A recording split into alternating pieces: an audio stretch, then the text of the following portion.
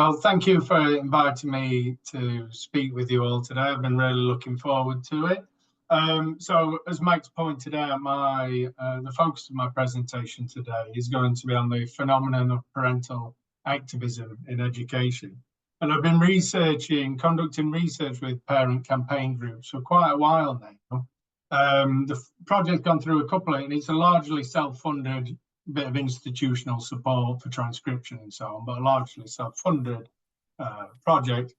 But I initially started with the first phase of data collection in 2018 to about 2020, and I'm currently undertaking a second phase of data collection that started last year. And I promised myself, I'm not sure if I promised Max, but I promised myself I would work in some of the new data into this presentation, but the new data is currently still being collected and still being analysed. I suppose I should say, partly, I don't know what the kind of discussions have been already had, but maybe it's a little bit curious that you come to a parental engagement webinar and I'm here talking about parental activism. But part of my task is to try and persuade you, I think, that we should be considering parental activism in education as a form of parental involvement, one that maybe challenges traditional conceptions. And I think it gives us pause for thought in thinking how we might extend the kind of conceptions of parental involvement from the kind of traditional narrow model to maybe something a little bit more expansive. But I think one of the important things here is that I think parental activism has become increasingly visible as a phenomenon over recent years, particularly around kind of culture wars that are being waged in America and in the UK. So I think there's been quite a high profile given to kinds of conservative, reactionary parental activism, particularly prominent within the US context with groups like Mums for Liberty and so on. And we've seen in the US attempts to, ban and censor books, challenges to LGBT plus and transgender issues, concerns over CRT and wokeism in general in American schools. And Laura Pappano, you can see, I'm not sure if I pronounced the name correctly, but Laura Pappano's book, which I read quite recently, which she's a journalist, an educational journalist, and has covered the kind of battles over education within America with parent groups in America extensively in this book. And it's a fascinating, I suppose in equal measure, it's a fascinating and frightening read.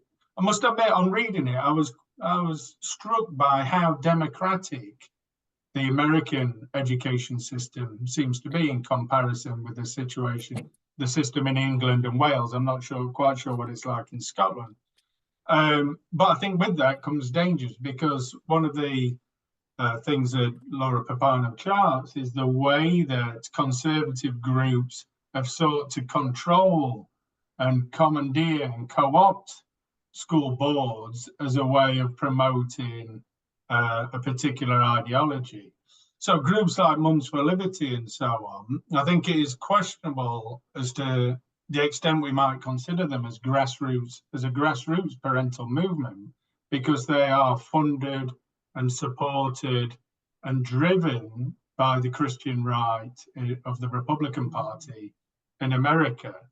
In England and Wales, we've seen similar kinds of uprisings of parental activism around LGBT issues.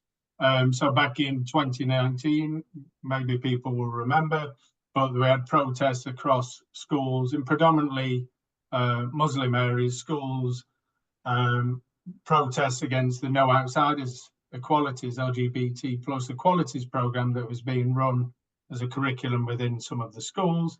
And in 2022, there was again another movement to challenge the introduction of the new relationship and sex education curriculum in Wales, and this was also taken up in Manchester as well last year. Unlike in the USA, I think we can probably see these as more grassroots parent movements, say. They don't seem to be in hoc to partisan political interests in the same way in which the struggles in America seem to be. But this is, without a doubt, the kind of overarching framing that has come into dominance, against which I'm trying to pitch a different kind of parental activism. This has seemed to have merged and taken over the discourse. So set against this kind of context, what I want to do today is reclaim something of the democratic and progressive potential of parental activism in education. But, and this, these two things are not entirely disconnected. There is a public discourse which has been promoted by senior figures within educational authorities and politicians as well, in which kind of activism, the role of activism within educational context has been bemoaned and criticised. So we're looking at a picture here of Amanda Spielman, the previous head of Ofsted in England and Wales. And in 2021, okay, so we're fresh from the pandemic and we've had Black Lives Matter movement and so on. The kind of growth of, I suppose, Palestinian activism and campaigning as well. And she spoke at the Festival of Education in 2021 and voiced concerns about what she saw as the increasing intrusion of activist currents into schools and into schoolyards and into discussion. So that's the time when we obviously had the emergence of decolonising the curriculum, resurgence of decolonising the curriculum and campaigns to have anti-racist curricula in schools. And she criticised, she was basically saying, in a stripped down way, this kind of activism has no place in education. It has, quote, she says, a limiting effect on education. And in her outgoing Ofsted report, I can't remember, was it earlier this year or was it last year? I can't remember now off the top of my head. But yeah, in her outgoing Ofsted report, I think it was last year, she also criticised parents for allegedly breaking the contract between home and school.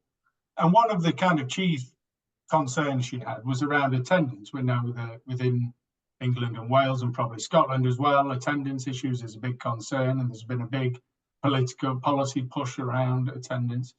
But also, she says one of the reasons why parents have broken the contract between home and school is because they are less compliant, less willing after COVID to obey school rules and policies. And I think within that, there's a veiled criticism of some of the kind of campaign that have been going off around education. And this article that you can see here from Schools Week on the screen came out earlier this year. And I think this it captures some of that kind of public discourse as well. So it presents these pictures where parents are increasingly willing to complain about education, and this is creating, turning schools into a kind of a battleground around these issues. But I have some issues with that kind of discourse, and I'm going to work my way through them as well here. But what I'm trying to do today in this presentation is draw together some of the key themes that have emerged across several of my publications in this area. So what I want to do is offer a counterpoint to conservative strands of parental activism. I want to challenge this prevailing discourse that parents ought to and should ultimately be acquiescent or compliant to institutional demands. And I also want to contra what Spielman said about the limiting effects of activism on education. I also want to emphasize or defend the educational import of engaging in activism. So in sum, I want to assert and reclaim then the progressive democratic potential that we see within parents' educational activism. I've no doubt, and I've had some pushback on this before, but I've no doubt that my wife's a teacher, but I've no doubt that teachers and school leaders can often feel embattled with having friction with parents. But I'd like to, I've got that Schools Week article in my mind here. I'd like to kick back, I think, against this conflation in public discourse of the idea that complaints are ultimately equivalent to engaging in activism. This kind of conflation of the two. So the treating of parents complaining or having objections or grievances about certain issues in schools or systematic issues or whatever is simply equivalent with parental activism. I don't think they are. And once I move on to talking about the parents in more detail, I'll give a more detailed explanation. What I would say is that all of the campaign groups that I've spoken with over the years, they are adversarial to a degree or another. I mean, that's within the nature of engaging in campaigning and activism. There's always going to be a target as well. But what I would say is that the objects or targets of the campaigns aren't necessarily always schools, and certainly not teachers necessarily. Quite often it's local authorities or even the Department for Education itself. So whilst campaigns are adversarial, they're not necessarily opposing directly the schools in which their children go to. On the contrary, I can think of a couple of anti-academisation campaigns, for example, in which parents were like the vanguard in trying to defend, stop these schools being turned into academies when teachers felt like they couldn't campaign because their jobs would have been at risk.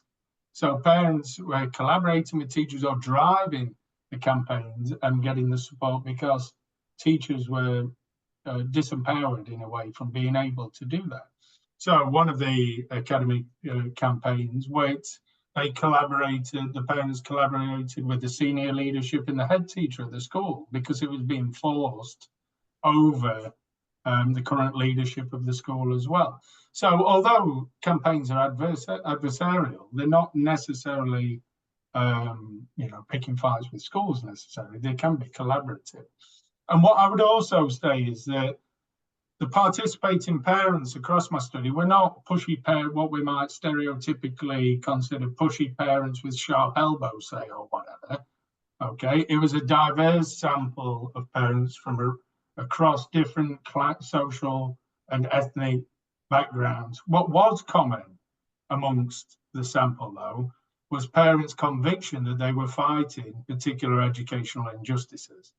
Okay, they were, and it's that character, I think, which shines out quite strongly through the data. I want to take, before I move on to talking about the study in more detail, though, I just want to take a step back just to think about parental involvement, because part of my argument is that we should be considering parental activism as a form of parental involvement. I think since the 1980s in the UK, or maybe England and Wales, I'm very cautious that I'm speaking to a Scottish university and my knowledge of the Scottish system is perhaps rather thin. All right, but since the 1980s, I think education and family policy have promoted a normative ideal of active and involved parenting. And this normative ideal is grounded on ideas of personal responsibility, individualism, and the pursuit of familial advantage. And within educational context, this normative discourse around active parenting is largely constructed, I would argue, through parental involvement. And traditional conceptions of parental involvement tend to focus on individual parents and their families and their behaviours. It's interesting, these stock images taken off of Google, for example, you type parental involvement into Google, and what do you get? You get pictures of at-home learning, and you get pictures of being in a school, engaging with teachers. So parental involvement / engagement carries these two types of senses. It's involvement in school, attendance, parents' evening, volunteering, going into school activities and events. It also, I think we can cluster here as well, this idea of choice, and parents should be exercising responsibility to make wise choices over schools and so on for the children. Lots of sociological research on that, obviously. And then the other aspect of it is engagement in children's learning. So homework, providing support and guidance, ensuring your children have access to enrichment activities, all that kind of stuff on concerted cultivation and so on. So the active and involved parent then is one who is a responsible consumer of educational services, exercises choice in the educational market, plays an active role in schools and supports learning within the home. I think little consideration is offered in relation to parental involvement to the idea that it might have a collective dimension.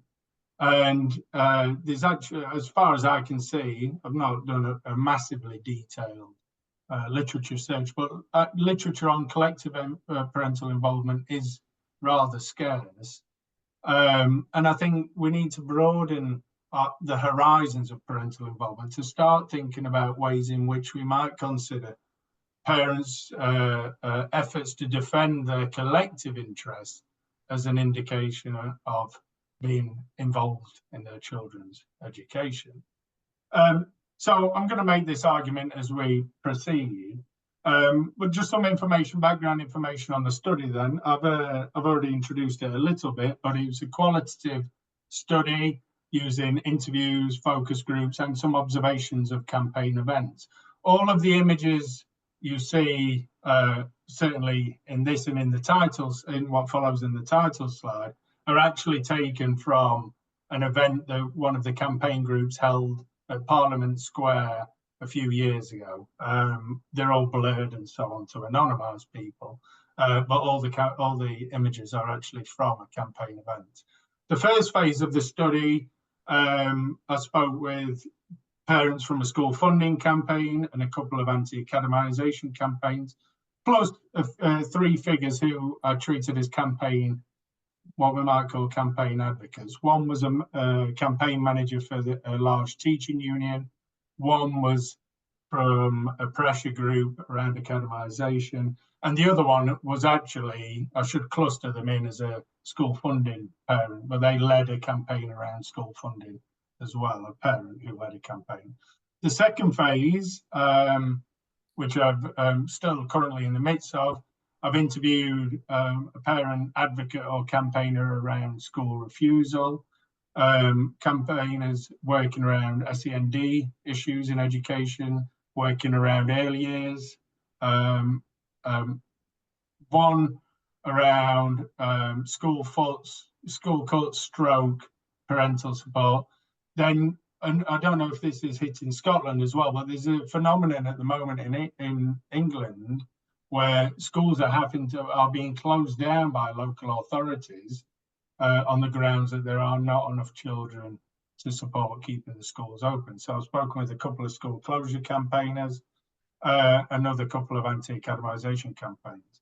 So during the project, and I've spoken with over 40 parents engaged in a range of campaigns, and starting to have a cursory look at the second phase of the data, it's quite clear to me that all of the same kind of issues that I've been highlighting in the publications I've brought out so far are re-emerging here, and you'll get an insight into some of the newer data in what follows.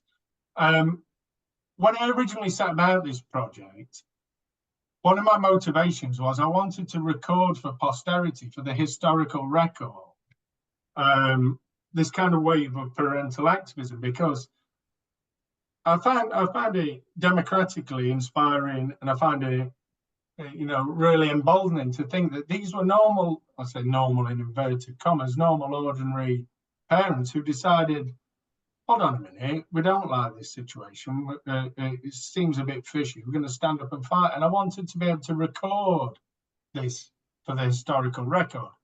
And to do that, I wanted to use the actual names of the campaign groups themselves.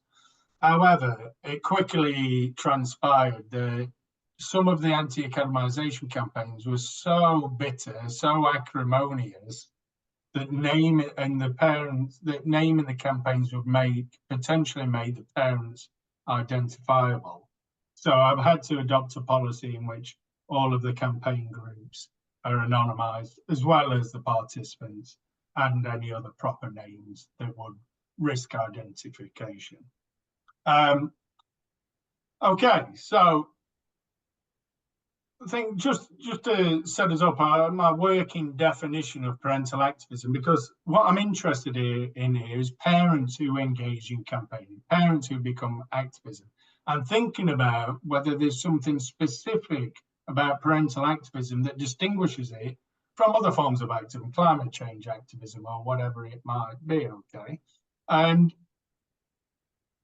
I tend to define parental activism then as at least as a working definition, as action undertaken by parents aimed specifically at protecting, promoting, or preserving their own children's and often other children's interests through seeking some form of social, political, educational change. And it seems to me that what gives parental activism its very specificity as such is this idea, is the centrality of parental care. It's parents' care for their children that motivates and prompts their involvement in campaign work and activism. And it's that which distinguishes them as parent activists as opposed to just activists. Teachers might be engaged in forms of educational activism, but they're engaging in it, say, campaigning around wages or whatever it might be. They're engaging in it as professional teachers. Parents are engaging in it as parents, and it's this notion of parental care that underpins it all. So just to return to a point I made earlier, mere complaints do not constitute activism. The key point here is that these parents are working together to actually affect change. They're not simply complaining or objecting or airing grievances at a particular thing.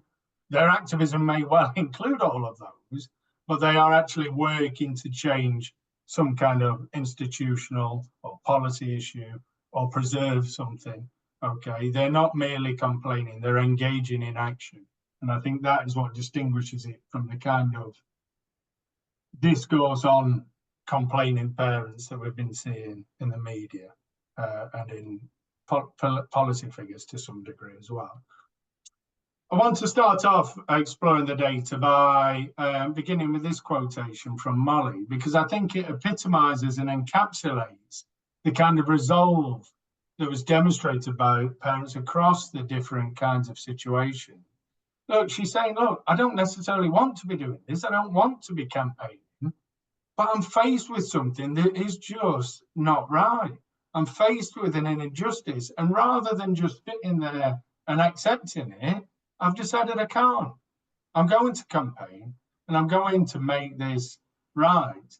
And I think it's important to recognize that all of the parents in the study, they weren't seasoned activists.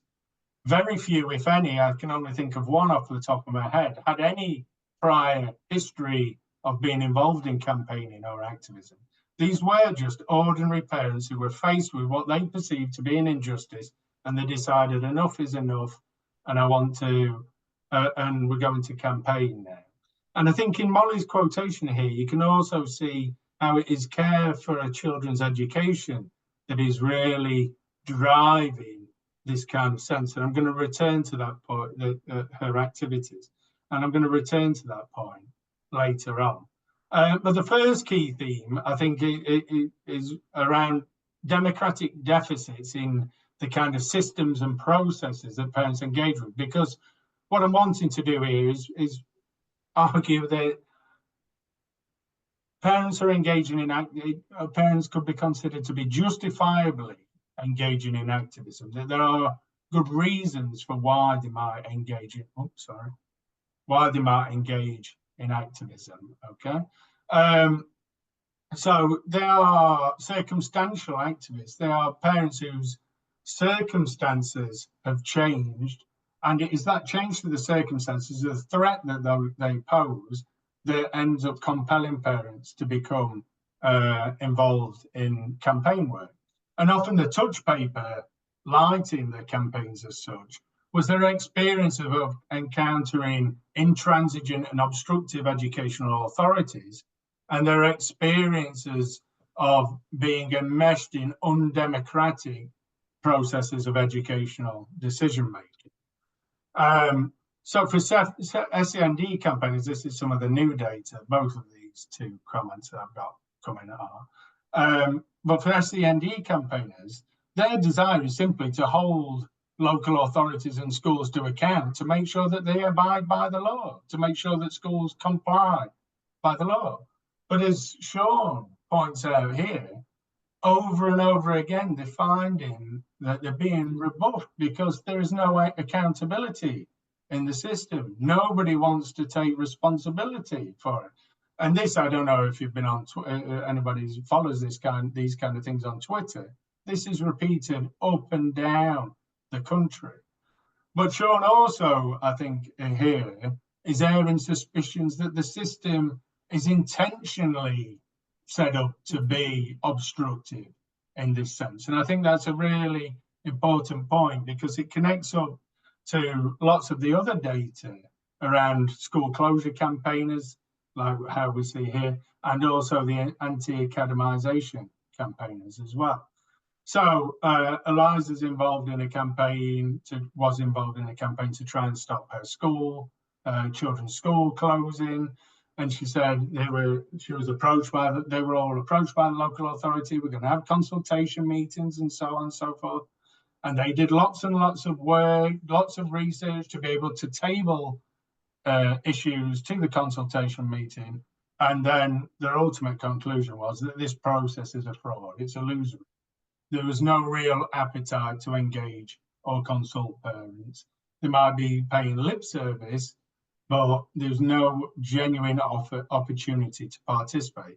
As she says at the bottom, she says, I've had more correspondence with the school about planting trees or putting up a new bike hanger than I have been about the fact that it's being closed.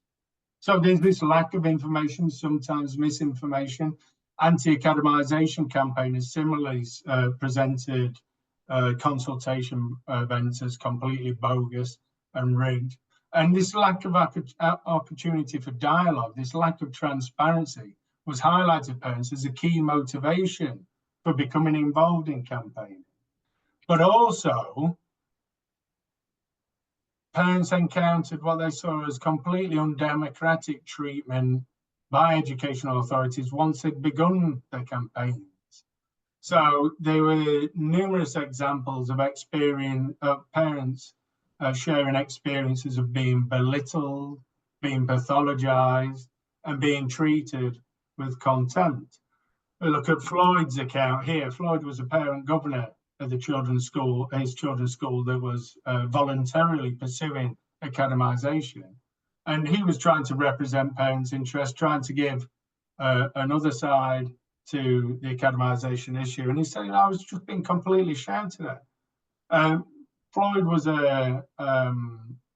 Floyd came as a refugee in his younger years from Sierra Leone to escape the civil war in Sierra Leone. And he's saying, look, he's comparing the situation that he's facing, the lack of democracy, the lack of transparency in his treatment, to the unfavourable situation that he left from Sierra Leone. This was one of the several occasions in Floyd's interview where he became increasingly upset and angry within the interview space itself. And these are not just paper exercises for parents. Parents care deeply about the children's education, and their treatment was often a source of very powerful emotions. And if we turn and look at Molly here, I could speak all day about Molly's experience. Molly was a master of conducting FOI requests. She had a bit of a background in corporate compliance, and she knew how to check companies' house. She knew how to do freedom of information requests. And she uncovered all forms of alleged malpractice and corruption around the forced academisation of the school, collusion between the local authority, the Academy Trust, and the DfE.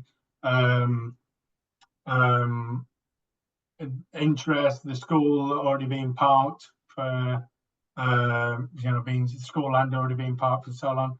Decision already been made before the Ofsted inspection had come in and things like that. And then so she uncovers through her freedom of information request emails where she's got powerful people calling her that fucking FOI woman. Shut that woman up. She got people, whistleblowers said that people very high in the DfE was basically slandering her as well. And she's quite stoical about it in this passage that you see here, but she reported later on in the interview that she was paranoid, that she was having her phones tapped, her emails were being looked at. You know, this is not an easy thing necessarily to deal with. So I think there's arguments for there being some reason and some justice for why parents might become involved in campaign events. And just to return to parental involvement, I think when we ask parents to become involved or engaged in their children's education, what we're really wanting them to do, we're asking them to care for their children's education, care about their children's education.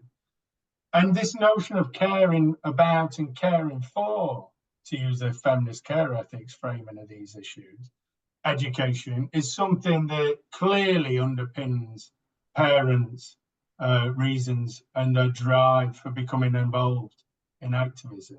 So we're seeing Keith's account here, he's making that explicit connection between parents' care for their children and their care for what affects their children's education, and becoming involved in campaign work.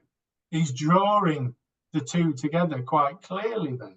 So if parental involvement, we're asking parents to care and to exhibit and show that care for their children's education. We see it here as well. And Nazrin articulates here how that is that focus on parental care and the kind of strong emotions associated with parental care that affords parents the determination, the resilience to fight for justice for the children and to continue fighting for the justice for the children. So these are parents who are deeply involved and deeply invested in their children's education. It might not be channeled in ways that we'd normally recognise as being parental involvement and parental engagement. But I think there's no doubt here that these are very, very deeply involved parents. They spend all of their hours, all of their days until they burn themselves out fighting for what they believe is right for their children. I'm aware that I've gone over time. So for the children in the communities, just to say that this was about, it's not just about parents' care for their own children. This was often bound up with care for others as well. So in parents' activism, we see care for intimates and care for others coincide. So it's not simply self-interested action. The altruistic and self-interested motivations coincided or were coupled in parents' accounts that proved difficult to disentangle. And the last point, my last substantive point, my pitch for this being a form of parental involvement is that parents actually saw, this is a rather gratuitous picture of my own daughter, which she gave me permission to use, all right? But parents actually saw campaigning, engaging in activism as a vehicle for educating their children. Parents wanted to demonstrate to their children to stand up and fight for what they believe is right. They wanted to serve as moral exemplars for their children. And they wanted to be seen to be doing that because it's attached to how they saw themselves as being a good parent. They wanted their children to see that they were willing to stand up to defend their interests. And we see this here in Molly's quote. She says, look, your job as a parent is to make things better for your kids. And one way of doing that is to show them that they need to stand up for what is right. And Molly, like I say, I could speak all day about Molly, but Molly had a very problematic domestic situation. And she says, look, I can't give them all I'd want to give them, okay? But I want So I have the hope that when they're older, they can look back on this time, all those meetings they were dragged to, all the difficulties, and they can see and look back and think, my mum, she fought, she stood up, she did everything she could. And as she says here, there's one thing I can give them, and it's a set of morals, and it's a set of values. And in other cases, children were involved, as you've seen from the images. Children were involved directly within the campaign, okay, in events and so on. Mark, one of the anti-academisation campaigners, involved his children because he said it's a massively important part of their education. If we can teach them to resist things, then it can protect them in so many ways later on. We've got to involve them. The school funding campaign that Lynn is, and the pictures are from on the slides that Lynn is talking about here, they clearly stated that they used children very strategically as part of the campaigning because it's got very media appeal and it appeals to politicians and so on. So children's involvement was used quite strategically as a tool for the campaign. But equally, they wanted their children to be involved because it was educating them about the political process. It was giving them a voice and some power and giving them a sense of power. So I think through parents engaging in activism, there's a clear sense that they are seeking to educate the children and caring for them as future citizens to be. So I don't think Spielman is right, for example, when she tries to separate activism from education or see it as having an anti-educational effect. The parents' accounts, and I mean, there's a whole host of literature we might appeal to here, but the parents' accounts quite clearly indicate that they see it as an important part of children's civic education to see the parents doing this and to be involved themselves. I'm going to finish on this. I'm not really going to do anything here. This was going to be a problem posing kind of thing, because I think one set of questions revolves around how might we change how schools and how the education system operates to create more genuine fora for parental participation. That's one set of questions. And then the other is this thorny issue and problematic issue of parental voice and power. Where do we draw the line? We've seen some examples of very conservative reactionary parental activism. At the start, I've been articulating what I see as more progressive democratic forms of parental activism. But can we disavow one just because we don't like the ends of it, the goals of it? And I think there's a whole thorny set of philosophical issues, I think, there about how we define parental voice and so on. And just to reclaim that democratic aspect, Floyd, for example, thinks it's all about democracy. It's about true democracy. It's about ensuring parents have a say in how the educational system is run and so on. Thank you very much.